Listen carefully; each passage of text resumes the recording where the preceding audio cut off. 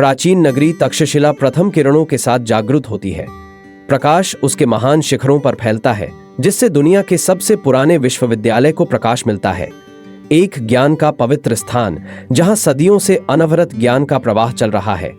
इन्हीं भवनों के भीतर एक कहानी आरंभ होती है जो भारतवर्ष के इतिहास को हमेशा के लिए बदल देगी। उत्सुक छात्रों की भीड़ में एक युवा विद्वान खड़ा है, चाणक्य, महान शिक्षक चाणक्य पुत्र। चाणक्य अपने साथियों से अलग था। जहां दूसरे आध्यात्मिक ज्ञान या व्यक्तिगत विकास के लिए ज्ञान प्राप्त करते थे, वह ज्ञान को युद्ध के लिए हथियार इकट्ठा करने जैसा मानता था। तेल के दीपकों की धुंधली रोशनी में चाणक्य का दिमाग बिना थके काम करता था। वह सिर्फ पढ़ता नहीं था, वह अनवरत परिश्रम से विषयों पर महारत हासिल करता था।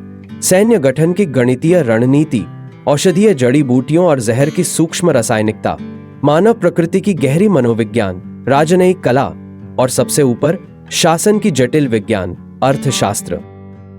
उसकी विधियां अद्वितीय थीं। जहां दूसरे टूटे फूटे विषय देखते थे, चाणक्य एक बड़े जाल को देखता था, जहां हर ज्ञान का धागा उसकी दुनिया की समझ को मजबूत करता था।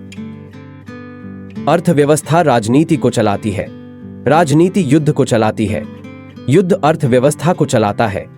सब कुछ जुड़ा हुआ है, वह अक्सर सोचता था। जैसे जैसे चाणक्य की प्रतिष्ठा बढ़ती गई, तक्षशिला में चिंताजनक समाचार पहुंचने लगे। व्यापारी मगध में दमनकारी करों की बात करते थे, शरणार्थी नंद वंश के अत्याचारों की बात करते थे, सैनिक सीमाओं के कमजोर होने और सेना में भ्रष्टाचार की बात कहते थे।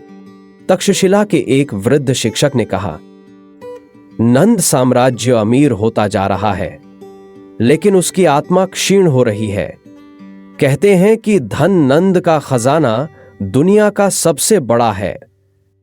चाणक्य हमेशा सचेत तेजी से जवाब दी, और जब यह खजाना सिर्फ घमंड को ही खिलाता है तो उससे क्या फायदा?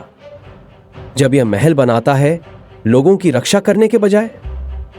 तक्षशिला छोड़कर पाटलिपुत्र, नंद साम्राज्य के हृदय की यात्रा का फैसला बेतुके ढंग से नहीं किया गया था। चाणक्य ने महीनों तक खुफिया जानकारी इकट्ठा की। उसने व्यापारियों, यात्रियों और पूर्व सैनिकों से एक जटिल नेटवर्क बनाया। हर जानकारी उस भ्रष्टाचार के मोज़ेक में एक टाइल थी जिसे वह जोड़ रहा था। चाणक्य की पाटलिपुत्र की यात्रा भूमि और लोगों का अध्ययन बन गई। साधारण ब्राह्मण के रूप में छद्म वेश में वह गांव से गांव, शहर से शहर घूमता रहा, सहजता से घुल मिल गया। उसकी तेज आंखें कुछ नहीं छोड़ती थीं और उसके कान हर असंतोष की फुसफुसाहट को सुनते थे। वैशाली के एक किसान से उसने कड़वी सच्चाई सुनी, कर वसूली वाले तो हमारे बीज तक ले जाते हैं। वाराणसी के एक व्यापारी से शिकायत परिचित थी, व्यापार मार्ग असुरक्षित हैं, फिर भी हम पुराने सुरक्षा शुल्क का 3 गुना देते हैं। राजगृह के एक सैनिक के शब्दों में निराशा थी, हमारे कमांडर सोना पहनते हैं जबकि हमारे तलवार जंग लगी पड़ी हैं।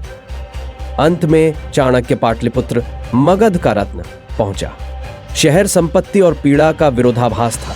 स्वर्णिम शिखर कीचड़ की गलियों से ऊंचे उठते थे, राजकीय हाथी राजकीय रूप से परेड करते थे, जबकि भूखे बच्चे छाया में से देखते थे। नंद वंश के महल की शान के नीचे चाणक्य अपने वास्तविक काम के लिए तैयार हो गया।